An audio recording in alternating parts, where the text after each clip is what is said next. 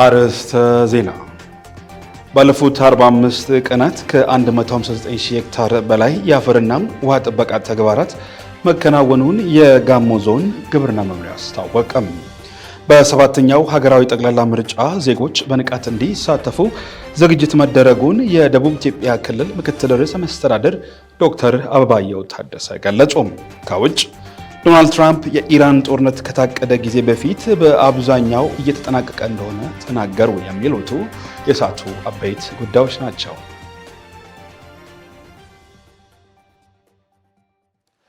ሰላም ጤና ይስጥልን፣ እንደምናላችሁ ክቡራን ተመልካቾቻችን፣ ከጋሞ ቴሌቪዥን ወደ እናንተ የሚደርሰው የሰዓቱ ዜና 42 ቀደም ሲል ባስተዋወቅኳችሁ አበይት ጉዳዮች ነው ተጀምሯል። በዜና ወጃችን ስፖርታዊ ጉዳዮች ተካተዋል። የቢዝነስ ዘገባም እንደዚሁ። ዜናዎቹን እየመራው ከእናንተ ጋር ቆይታ የማደርገው እኔ ዮሐንስ ባይሳ ነኝ። ወደ አጫጭር መረጃዎች እሻገራለሁ።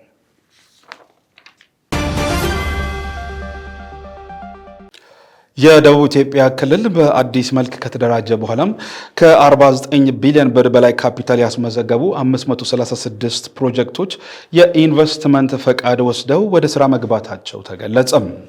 የደቡብ ኢትዮጵያ ክልል የኢንቨስትመንት ፎረም በወላይታ ሶዶ ከተማ ተካሂዷል። ርዕሰ መስተዳድር አቶ ጥላሁን ከበደ በፎረሙ ባስተላለፉት መልእክት የለውጡ መንግስት የሀገሪቱን ብልጽግናን ለማረጋገጥ በተለይም የግሉ ባለሀብትን ከማበረታታት አንጻር ባከናወነው ተግባር ውጤት ተመዝግቧል ብለዋል።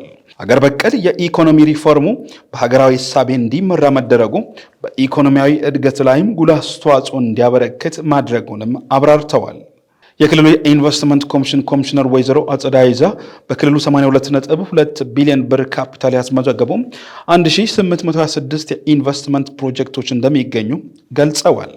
የደቡብ ኢትዮጵያ ክልል በአዲስ መልክ ከተደራጀ በኋላ ከ49 ቢሊዮን ብር በላይ ካፒታል ያስመዘገቡ 536 የኢንቨስትመንት ፕሮጀክቶች በክልሉ ኢንቨስትመንት ቦርድ ፈቃድ አግኝተውም ስራ ላይ እንደሚገኙ ኮሚሽነሯ አብራርተዋል። ዘገባው የክልሉ መንግስት ኮሚዩኒኬሽን አገልግሎት ነው። ባለፉት 7 ዓመታት በፊዚካል ፖሊሲና በመንግስት ፋይናንስ ረገድ ስኬቶች መመዝገባቸውን የገንዘብ ሚኒስቴር አስታወቀም። ሚኒስቴሩ እንዳመለከተው የመንግስት የበጀት ጉድለትን ለመቀነስ በተወሰደው እርምጃም ከሀገር ውስጥና ጠቅላላ ምርት ከ2.5 በመቶ በታች የነበረ የበጀት ጉድለት ወደ 0.9 በመቶ ዝቅ ብሏል። የመንግስትን ገቢ የሚያሻሽሉ ሪፎርሞች ተግባራዊ በመደረጋቸው ጠቅላላ ገቢው ከ5 እጥፍ በላይ አድጓል።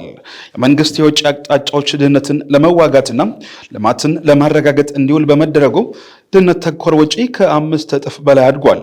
የበጀት ተአማኒነትን ለማረጋገጥ የሚያግዝ የመካከለኛው ዘመን የፊዚካል ማዕቀፍ እንዲጠናከር በመደረጉ የበጀት አፈጻጸሙም ተሻሽሏል። ከብሔራዊ ባንክ የሚወሰደው ቀጥታ ብድር እንዲቀር በመደረጉ የዋጋ ንረት ለመግታትም አስተዋጽኦ አድርጓል። መንግስት የተቀናጀ የፋይናንስ አስተዳደር የመረጃ ስርዓትን መዘርጋቱን ገልጸው የዲጂታል ክፍል አማራጮችን በተግባራዊ የፋይናንስ ስርዓቶች በማዘመን የፋይናንስ አስተዳደር ስርዓትን ማዘመን እንደተቻለም አብራርተዋል።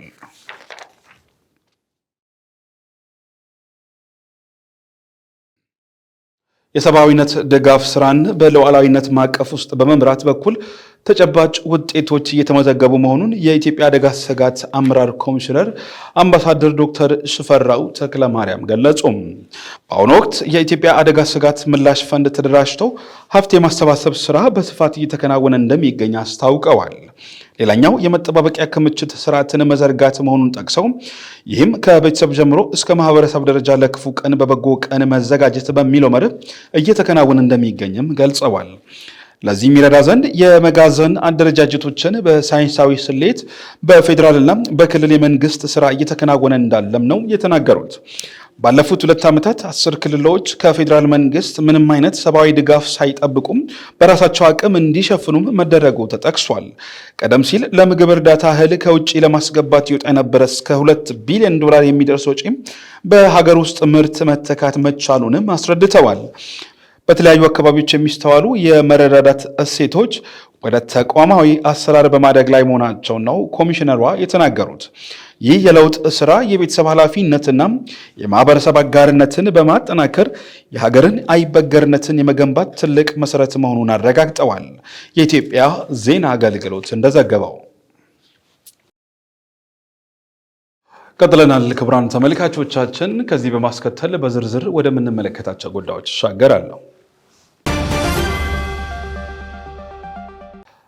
ባለፉት 45 ቀናት ከ156 ሺህ ሄክታር በላይ አፈርና ውሃ ጥበቃ ተግባር መከናወኑን የጋሞ ዞን ግብርና መምሪያ አስታወቀም። ዞናዊ የተፋሰስ ልማት ማጠቃለያ ንቅናቄ መርሃ ግብር በዞኑ ገረሴ ዙሪያ ወረዳ ተካሂዷል። ባልደረባችን ደግሰው በቀለ በዚህ ጉዳይ ተጨማሪ ይዟል። እንከታተል።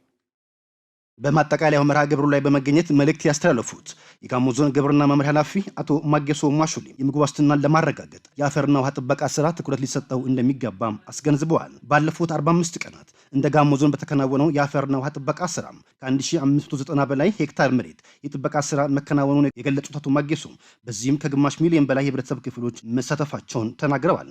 በአመቱ ለመስራት ከታቀደው ከ159 ሺህ በላይ ሄክታር ላይ በተለያዩ ስትራክቸሮችና በመከለል ለሙ የሚገቡ ቦታዎችን በተገቢ ሁኔታ ማከናወን መቻሉን ማረጋገጥ ችለናል።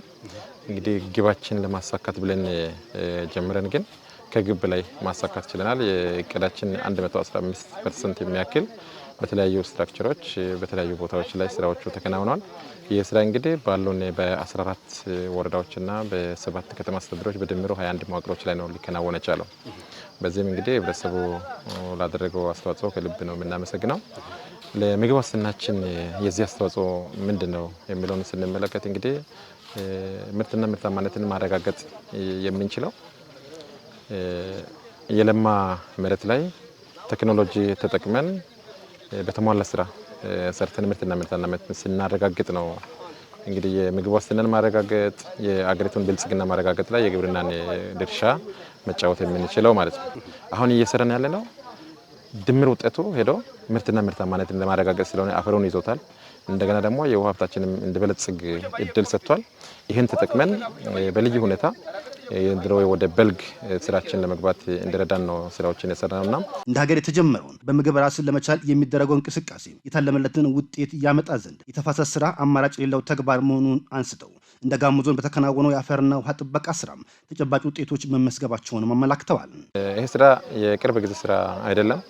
አርሶ አደሩ በተቀናጀ ሁኔታ በግብርና ከመምጣቱ በፊት በራሱም ልምድ ያለውን ስራ ነው ይሄኛው ስራ።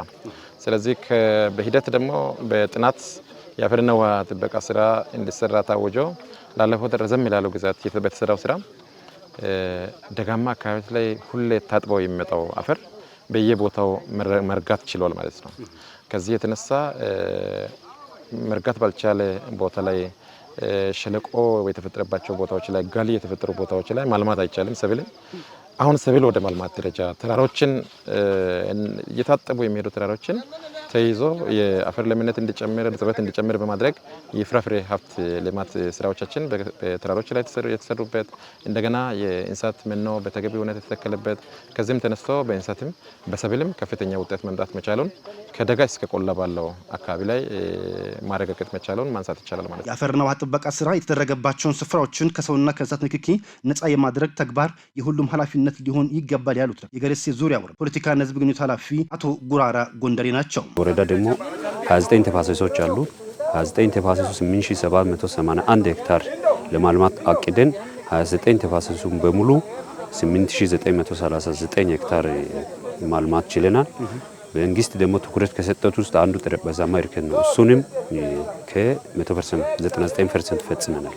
የለማው ተፋሰስ ደግሞ ነገ ካልጠበቅን ደግሞ ከንቱ ስለሚሆን ለነገ ደግሞ ውጤታማ እንዲሆን ደግሞ የሚበሉ ፍራፍሬዎችን የተለያዩ ነገሮችን ሰው ልጅ ከሱ ማግኘት የሚችሉ ነገሮችን በልዩነት ደግሞ እንተክላለን። ተፋሰሱ ጎን ለጎን ለማው ያለማን ጎን ለጎን ደግሞ ሌሎችም ተጨማሪ ለመኖ የሚሆኑ ችግኞችን እየተከልን እንሄዳለን። የገረሴ ዙሪያ ወረዳ ግብርና ጽሕፈት ቤት ኃላፊ ዶክተር ደስታ ዳነ በበኩላቸውም በወረዳው በ29 ክላስተሮች የተፋሰስ ስራውን በተከናወነው የአፈርና ውሃ ጥበቃ ስራም አመርቂ ውጤቶች መታየታቸውን በመግለጽም ይህንን መልካም ተግባር በማስቀጠል የአካባቢውን ስነ ምህዳር የመጠበቅ ስራ የተሰራ መሆኑን አብራርተዋል። ይህ ስራዎችን የሚሰራው ያው እንደተለመደው አርሶ አደሩ አሁን ሰው ቁጥር እየበዛ ስለሄደ መታረስ የሌለበትን ተዳፋታማ ቦታዎችን እያረሰ ያ ደግሞ የታረሰው መሬት እየታጠበ ከላይ ያለው ለሙ አፈር ስለሚሄድ ምርትና ምርታማነት እየቀነሰ ነው ያለው። ምርትና ምርታማነት የሚቀንስበት ዋናው ምክንያት ውሃ መሬቱ ውሃ እያያዘ አይደለም ያለው። እኛ ጋር ያለው ኦልሞስት 80 እና ከዛ % በላይ መሬት ተዳፋታማ ነው። ስለዚህ ያ መሬት አርሶ አደሩ ባረሰ ቁጥር ምንድነው የሚሆነው? ታጥቦ ይሄዳል። ታጥቦ ስለሚሄድ ከዚህ በኋላ ታጥቦ እንዳይሄድ ታጥቦ ሲሄድ ውሃ የመያዝ አቅሙ ወይም ዋተር ሆልዲንግ ካፓሲቲ የምንለው እየቀነሰ ይመጣል። ውሃውን ደግሞ ካልያዘ ምርትና ምርታማነት እየቀነሰ ስለሚሄድ ንጥረ ነገሩ ለእህል የሚያስፈልገው መሬት ታጥቦ ከላይ ያለው አፈሩ እንዳይሄድ ለመከላከል ስራዎች በሰፊው የተሰራኛ ጋር ቆይቷል። በተሰራው ስራም ትልቅ ለውጥ መጥቷል። አስተያየታቸውን ለጋሞ ቴሌቪዥን የሰጡ አንዳንድ የገረሴ ዙሪያ ወረዳ አርሶ አደሮችም ከዚህ ቀደም በአካባቢያቸው የአፈርና ውሃ ጥበቃ ስራ ባለመሰራቱ ምክንያት ለተለያዩ የተፈጥሮ አደጋዎች ተጋላጭ እየሆኑ መቆየታቸውን በመናገር አሁን ላይ ግን የአፈርና ውሃ ጥበቃ ስራ በመሰራቱ መሰል ችግሮቹ መቀረፍ እንደተቻሉም ይናገራሉ። ከዚህም በፊት ይሄ እርከን አፈርና ውሃ ጥበቃ ከመሰራቱ በፊት ሰዎች በጣም የተጎዱ ነበሩ። ከዚህ ከመሬት ወደ ታች በኩል ያሉ ህዝብ በቤት ውስጥ ማደርም አይቻልም። ጎርፍ ገብቶ እቃውን ንብረቱን ሁሉ ሸርሽሮ ይወስድ ነበር። ታች እርሻ ማሳውን ጭምር ቦርብሮ የጨረሰ ነበር። ግን አሁን ይሄ ስራ አፈርና ውሃ ጥበቃ ከተሰራ በኋላ የመጣው ለውጥ ታች በኩል ያለው ህዝብ ያለ ምንም ስጋት በቤቱ ያደረ በአካባቢው ላይ በጎረቤቱ በዛ በማሳው ላይ የራሱ የሆነ ልማት ያለማ እህልን ያፈራ ምርትና ምርታማነትን የጨመረ ስለሚሄድ ስለዚህ ይሄ ስራ ከተጀመረ ወዲህ በጣም ከፍተኛ ጥቅም ውስጥ የገባነው ነው የተረዳነው። ኮንሶ ልማት ማህበር እኛን በሙያዊ ድጋፍ ደግፏል። እኛ በጉልበት ስራ ሰርተን ብዙ ለውጥ አምጥተናል፣ ተጠቅመናል።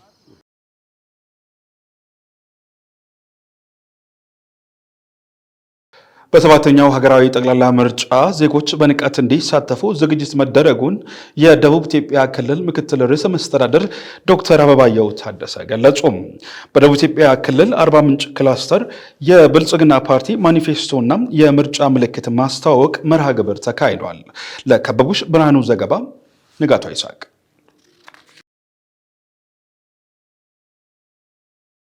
ሰባተኛው ሀገራዊ ጠቅላላ ምርጫ ሰላማዊ፣ ፍትሃዊና ዲሞክራሲያዊ እንዲሆን ዜጎችን በንቃት ለማሳተፍ የሚያስችል ዝግጅት መደረጉን የደቡብ ኢትዮጵያ ክልል ምክትል ርዕሰ መስተዳድርና የሥራና ክህሎት ቢሮ ኃላፊ ዶክተር አበባየሁ ታደሰ ገልጸዋል። መንግስት ሁሉም ፓርቲዎች በነጻነት የሚንቀሳቀሱበት ምቹና አስተማማኝ የፖለቲካ ምህዳር እያመቻቸ እንደሚገኝ ያብራሩት ዶክተር አበባየሁ ለዚህም ስኬት ምርጫ ቦርድ፣ የፍትህ ተቋማት፣ የጸጥታ አካላትና የፖለቲካ ፓርቲዎች ከወገንተኛነት ነጻ በሆነ መልኩ መንቀሳቀስ እንደሚገባቸው አስገንዝበዋል። ኢትዮጵያ ብዙ ሀሳቦች ብዙ ልዩነቶች ያሉባት ሀገር ናት። ወደ መሃል በመምጣት ሁሉም አካባቢ ላይ ያሉትን አቅሞች በሁሉም አስተሳሰብ ደረጃ ያሉት እድሎችን በመጠቀም ብልጽግናን ማረጋገጥ ይቻላል ብሎ የተቋም ግንባታ ላይ በተለይ ነፃ ገለልተኛ የሆኑ እንደዚህ አይነት ምርጫዎችን ሊያሳኩ የሚችሉ ምርጫ ቦርድን የመሰለ የፍትህ ተቋማትን ፍርድ ቤቶችንና የሎ ኢንፎርስመንት መከላከያ ፖሊስን ለህገ መንግስቱና ለጣለባቸው ህገ መንግስታዊ ስርዓትና አደራ ብቻ የሚወጡ ከፖለቲካ ወገንተኝነት በነፃ ሁኔታ የኢትዮጵያን ሀገርነት ማስቀጠል የሚችል ስራ እንዲሰሩ በማድረግ ደረጃ እንዲዋቀሩ በመስራት እነዚህ ተቋማት በሀገር ደረጃ ገለልተኛ የሆነ ተቋም ከዚህ ቀደም መንግስትን ይገዳደሩ የነበሩ ግለሰቦች መምራት በሚችሉበት ደረጃ ኃላፊነት ሰጥቶ በሐሳብ እንዲሁም ደግሞ በተግባር መወዳደርን አስቀድመ ፓርቲ ነው። የሰባተኛ ሀገራዊና ክልላዊ ምርጫዎቻችን ከዚህ ቀደም በፓርቲና በተለያዩ ከስራ አስፈጻሚ ጀምሮ በምክር ቤት በአባላት ደረጃ በተደረጉ ውይይቶች እንዳየነው ግልጽ 3 ግቦችን አስቀምጠናል። የመጀመሪያው ግብ ሰላማዊ፣ ነፃ፣ ፍትሃዊና ታማኝ ምርጫ ማካሄድ ነው። ይሄ የሂደት ስኬት ነው። በክልላችን እንዲሁም በየደረጃው ባለው የአስተዳደር እርከን ሰላምን የማስከበር ኃላፊነት ወስዶ እየሰራ ይገኛል። ለሰባተኛው ጠቅላላ ምርጫ የመራጮች ምዝገባ የካቲት 28 2018 ዓመተ ምህረት የተጀመረ ሲሆን ግንቦት 24 ቀን 2018 ዓመተ ምህረት ምርጫው ይካሄዳል። በመድረኩም የደቡብ ኢትዮጵያ ክልል የጋሞ ዞንና የአርባ ምንጭ ከተማ የሥራ ኃላፊዎች ተገኝተዋል።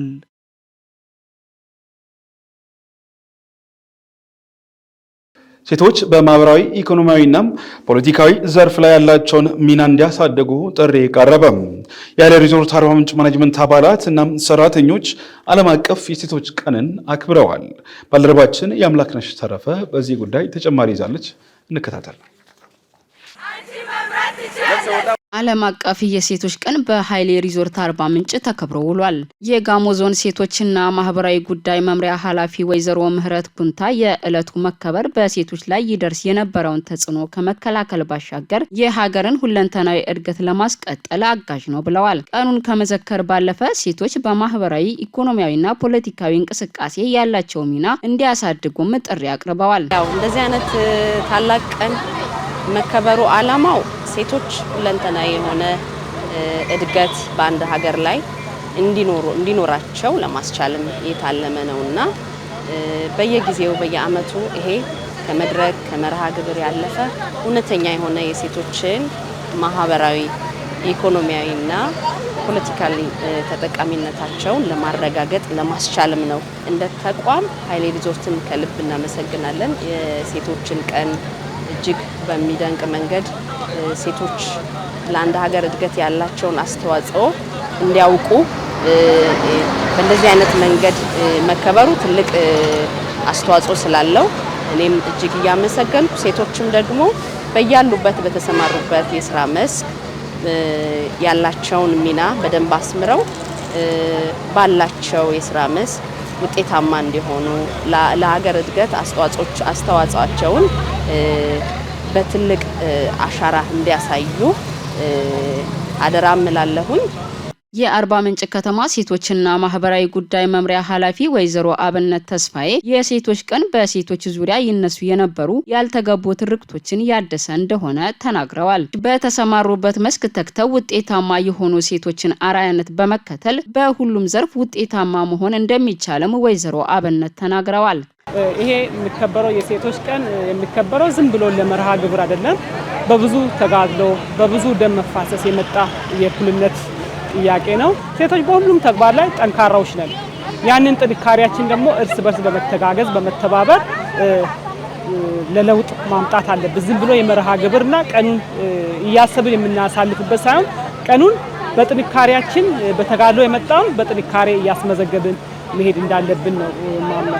ኃይሌ ሪዞርት አርባ ምንጭ ቀኑን ከማክበር ባሻገር ለሴቶች ውጤታማነት እያደረገ ላለው አስተዋጽኦም ምስጋና አቅርበዋል። የኃይሌ ሪዞርት አርባ ምንጭ ስራ አስኪያጅ አቶ ጌትነት ታሪኩ ባስተላለፉት መልእክት ቀኑ በተቋሙ ለአምስተኛ ጊዜ በመከበር ላይ ይገኛል። በተቋሙ ከ250 በላይ ሰራተኞች መኖራቸውን ገልጸው ከዚህም ውስጥ 48 በመቶ ሴቶች መሆናቸውን ተናግረዋል። ተቋሙ በኃላፊነትና በማኔጅመንት ደረጃ የሴቶችን ተሳትፎ እያሳደገ እንደሚገኝም አቶ ጌትነት ገልጸዋል። እንግዲህ ዛሬ እዚህ የተገኘ ነው ዓለም አቀፍ የሴቶች ቀንን ለማክበር ነው። ይሄ ተግባራችን እንደ ድርጅት ለ5 ዓመት እዚህ ቦታ ላይ የመጣን በተከታታይ አክብረናል። እንደምታዩት የከፍተኛ የሆኑ የሴት የስራ ባልደረቦች በድርጅታችን ውስጥ ይገኛሉ። ከአጠቃላይ 250 ሰራተኞች 48% የሴት የስራ ባልደረቦቻችን ናቸው። በዛም ውስጥ ደግሞ ከከፍተኛ የስራ አመራሮች በማኔጅመንት ደረጃ 13 አጠቃላይ የማኔጅመንት አባላቶች አሉ። ከዛ ውስጥ 5ቱ የሴት የስራ ባልደረቦች ወይም የማኔጅመንት አባላት ናቸው። ከዛም በታች በሚድል ማኔጅመንት ሌቭል በሱፐርቪዥን በርካታ የሴት የስራ ባልደረቦቻችን አሉ። ድርጅታችን አሁን ለደረሰበት ደረጃ ትልቁን አስተዋጽኦ የተወጡ ናቸው ማለት ነውና በቀጣይም ድርጅታችን እንደ ሪሶርስ ይዟቸው የሴት የስራ ባልደረቦችን እያበረታታ አቅማቸውን እያሳደገ የተሻለ ደረጃ ላይ እንዲደርሱና ድርጅቱን በዛው ልክ እንዲያድግ የበኩሉን አስተዋጽኦ ያበረክታል ማለት ነው። የኃይሌ ሪዞርት አርባ ምንጭ ባልደረባ የሆኑት መሰረተ ማርያም ዝናቡ የቀኑ መከበር ማህበራዊ ትስስርን በራስ መተማመንንና የሴቶችን ውጤታማነት ለማጽናት ያግዛል ብለዋል። በእርግጥ ኃይሌ ሪዞርት ላይ ያሉ የስራ ባልደረቦች አብዛኞቹ ሴቶች ናቸው። የሴቶችን ተሳትፎ የምናሳይበት ድርጅታችን ነው። በተጨማሪ እንዲሁም እንዲወተን አደባባይ ማክበራችን ትልቁ ጥቅሙ ምንድነው? ሴቶች እንችላለን የሚለውን ለማህበረሰቡ ለማሳየትም ስለሚገባን ትልቅ አስተዋጽኦ ስላለው ነው። ስለዚህ ያ እንችላለን ብለን አደባባይ ላይ ወጥተን ስናሳይ ቤት የተደበቁ ሴት እህቶቻችንም ወጥቶ አደባባይ ላይ መስራት እንደሚችሉ ምንም ነገር እንደማይገድባቸው ሴት ማለት ሀገር ናት፣ ሁሉም ነገር መብራት እንደምችል ያሳየናል። ዓለም አቀፍ የሴቶች ቀን 50 ዓመት የሴቶች ድምጽ ለእኩልነትና ለበለጸገች ኢትዮጵያ በሚል መሪ ቃል እየተከበረ ይገኛል። በዓሉ በዓለም አቀፍ ደረጃ ለ115ኛ በኢትዮጵያ ለ50ኛ እንዲሁም በደቡብ ኢትዮጵያ ክልል ለ3ኛ ጊዜ በመከበር ላይ መሆኑ ይታወቃል።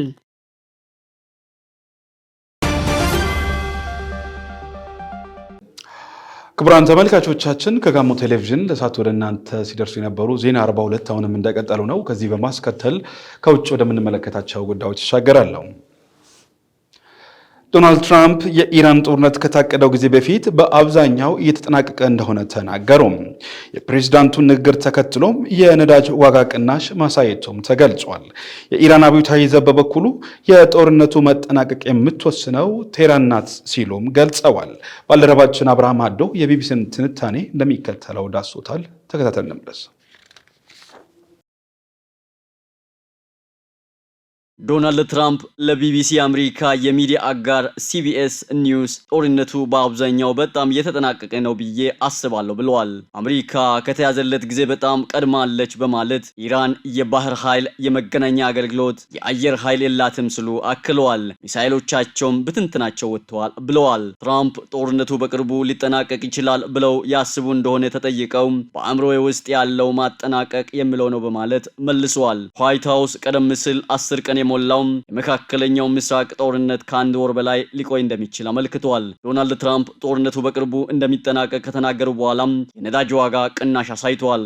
ብረንት በ8.5 በመቶ ቅናሽ አሳይቶ በበርሜል $92 ሲሸጥ ወደ አሜሪካ የተደረገው የነዳጅ ግብይትም እንዲሁ የ9 በመቶ ቅናሽ በማሳየት $88.60 ተሽጧል። የዓለም የነዳጅ ዋጋ አሁንም የፋርስ ባሕረ ሰላጤው ጦርነት ሲጀመር ከነበረበት የ30 በመቶ ጭማሪ እንዳሳየ ነው። በኢሲያ ገበያ ላይ የታየው ቅናሽ የተመዘገበው ዶናልድ ትራምፕ በጣም በቅርቡ ጦርነቱ ይጠናቀቃል ማለታቸውን ተከትሎ ነው። ይህ በእንዲህ እንዳለ ትራምፕ ለኒውዮርክ ፖስት እንደተናገሩት እስካሁን ባለው ሁኔታ የአሜሪካ ወታደሮችን ወደ ኢራን እንዲዘምቱ ከሚያደርሰው ውሳኔ ላይ እንዳልደረሱ ተናግረዋል። ፕሬዝዳንት ትራምፕ ኢራን ያላትን የዩራኒየም ክምችት ደህንነት ለመጠበቅ እግረኛ ወታደሮችን ለማሰማራት ያስቡ እንደሆነ ለቀረበላቸው ጥያቄ እዚያ ላይ ምንም አይነት ውሳኔ ላይ አልደረስንም፣ ወደዚያ ውሳኔ ከሚያደርሰን ሁኔታ አልተቃረብንም ሲሉ ወታደር የመላክ ሐሳብ እንደሌለ ገልጸዋል። የኢራን ቀጣይ መሪን በመወሰን ላይ ሚና እንዲኖራቸው እንደሚፈልጉ ባለፉት ቀናት ሲናገሩ የነበሩት ትራምፕ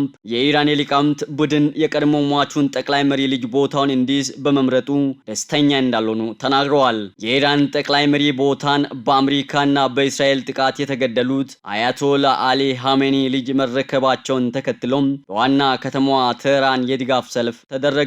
አደባባይ የወጡት የመንግስት ደጋፊዎች የሟቹን ጠቅላይ መሪና የልጃቸውን ፎቶግራፎችን ከኢራን ባንዲራ ጋር አድርገው ይዘው ታይተዋል። የፈረንሳይ ዜና ወኪል ኤኤፍፒ እንደዘገበው በሺዎች የሚቆጠሩ ኢራናውያን ዋና ከተማዋ ማዕከላዊ ክፍል ወደሚገኘው አደባባይ በመውጣት ለአዲሱ ጠቅላይ መሪ ታማኝነታቸውን ገልጸዋል። የአዲሱን መሪ ምርጫ በመደገፍ አደባባይ ከወጡት ኢራናውያን በተጨማሪም ሌሎች ደግሞ አዲሱ ጠቅላይ መሪ አባታቸው የከፉ ናቸው በሚል ለቢቢሲ የፋርስ ቋንቋ አገልግሎት ተናግሯል።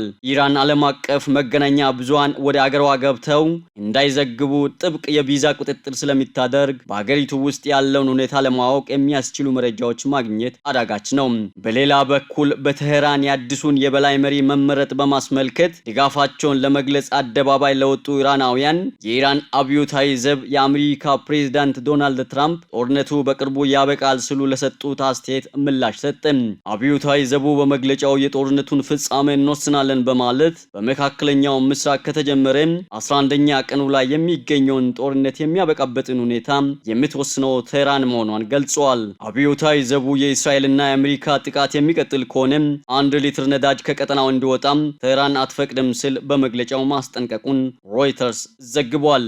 በሆርሙዝ የባህር ሰርጥ ላይ ያለው ውጥረት ከተባባሰ ወዲህ የዓለም የነዳጅ ዘይት ዋጋ መዋዠቅ አሳይቷል። የዓለም 1/5ኛ ነዳጅ የሚተላለፍበት የሆርሙዝ ሰርጥ በዓለም አቀፍ የነዳጅ ገበያ ላይ ከፍተኛ ተጽዕኖ ይፈጥራል። ቢቢሲ እንደዘገበው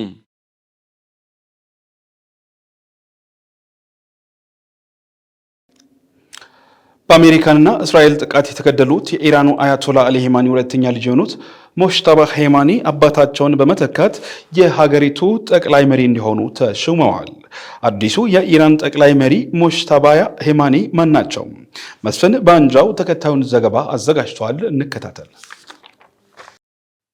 የተወለዱት በአውሮፓውያኑ መስከረም 8 1969 በሰሜን ምስራቅ ማሻድ ከተማ ውስጥ ሲሆን ከስድስቱ የሐሜኒ ልጆች ሁለተኛው ናቸው።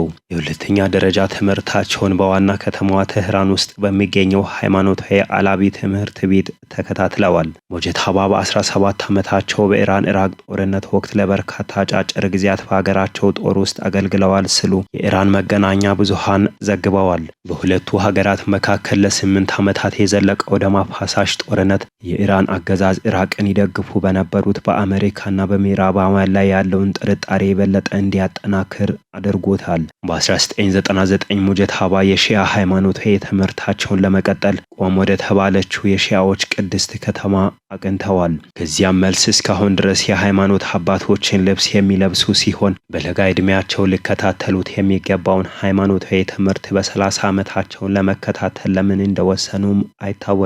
ሞጀታባ በኢራን አመራር ውስጥ በመካከለኛ ደረጃ ላይ ያሉ ሃይማኖታዊ መሪ በመሆናቸው ጠቅላይ መሪ ሆነው ለመመረጥ ያላቸውን እድል ሊያደናቅፈው ይችላል የሚል ግምት ነበር። ከቅርብ ቀናት ወዲህ ለኢራን አስተዳደር ቅርበት ያላቸው አንዳንድ የመገናኛ ብዙሃንና ባለስልጣናት ሞጀታባ ሐመንን አያቶላህ በማለት በከፍተኛ የሃይማኖት ማዕረግ መጥራት ጀምረዋል። አንዳንድ ታዛቢዎች ጉዳዩ የሃይማኖት ደረጃቸውን ከፍ ለማድረግና ለሀገሪቱ አመራርነት እጩ አድርጎ ለማቅረብ እንደተዘየደ ሙከራ አድርገው ቆጥረውታል። አያቶላ የሚለውን ማዕረግ መያዝ የአንድን ሰው የትምህርት ደረጃና የእውቀት አመላካሽ ተደርጎ ይወሰዳል። ቀጣዩን መሪ ለመምረጥ ከሚያስፈልጉ መስፈርቶችና ቅድመ ሁኔታዎች አንዱ ተደርጎም ይቆጠራል። ሟቹ አያቶላ አሊ ሐምኒ በአውሮፓውያኑ 1989 ሁለተኛው ጠቅላይ መሪ ከሆኑ በኋላ በፍጥነት አያቶላ ተብሎ ማዕረግ መሰጠቱን ማስታወስ ያስፈልጋል። የሞጀታባ ስም ለመጀመሪያ ጊዜ ወደ ህዝብ ጎልቶ የደረሰው አህመድ ነጃድ በአውሮፓውያኑ 2005 ፕሬዝዳንታዊ ምርጫ ባሸነፉበት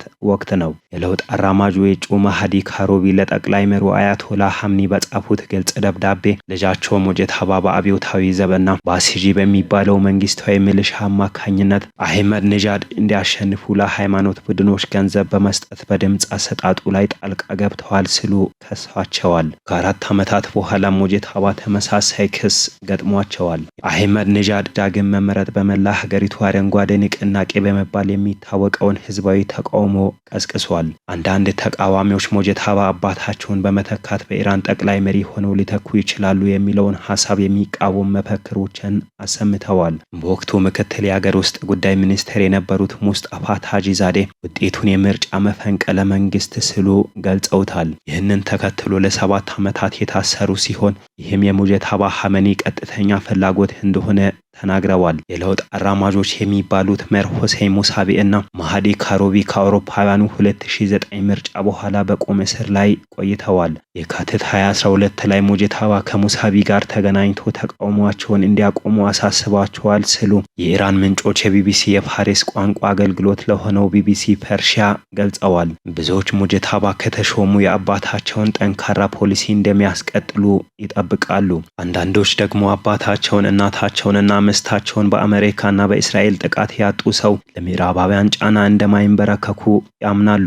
የእስላማዊ ሪፐብሊኩን ህልውና ማረጋገጥና ሀገሪቱን ከፖለቲካዊና ኢኮኖሚያዊ ውድቀት ለማዳን ትክክለኛው ሰው መሆናቸውን ለህዝቡ ለማሳመን ከባድ ስራ እንደሚጠብቃቸውም ይታመናል። የአመራር ብቃታቸው ገና ያልተፈተሸ ሲሆን ከዚህ በተጨማሪ የሪፐብሊኩ ስልጣን ወደ ውርስ ስርዓት እየተለወጠ ነው የሚለው ግንዛቤ የህዝብን ቅሬታ የበለጠ ሊያባብስ ይችላል።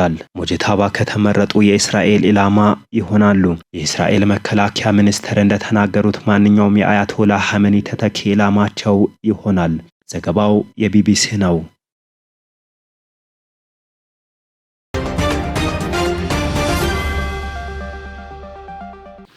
የተወደዳችሁ ተመልካቾቻችን ከጋሞ ቴሌቪዥን ለሰዓቱ ወደ እናንተ ሲደርሱ የነበሩ ዜና 42ን ከመቋጨታችን አስቀድመን አርዕስተ ዜናዎቹን በድጋሚ እናስታውሳቸው። ባለፉት 45 ቀናት ከ159 ሄክታር በላይ የአፈርና ውሃ ጥበቃ ተግባር መከናወኑን የጋሞ ዞን ግብርና መምሪያ አስታወቀም። በሰባተኛው ሀገራዊ ጠቅላላ ምርጫ ዜጎች በንቃት እንዲሳተፉ ዝግጅት መደረጉን የደቡብ ኢትዮጵያ ክልል ምክትል ርዕሰ መስተዳድር ዶክተር አበባየሁ ታደሰ ገለጹ። ከውጭ ዶናልድ ትራምፕ የኢራን ጦርነት ከታቀደ ጊዜ በፊት በአብዛኛው እየተጠናቀቀ እንደሆነ ተናገሩ። የሚሉትም የሳቱ አበይት ጉዳዮች ነበሩ። ከሀገር ውስጥና ከባህር ማዶ የመረጥናቸውን መረጃዎች ለእናንተ ያደረሱ ከእናንተ ጋር ቆይታ አድርጌያለሁ። ዮሐንስ ባይሳ ነበርኩ። በቀጣይ ስፖርታዊ መረጃዎች ለእናንተ ይደርሳሉ። ሰናይ ጊዜ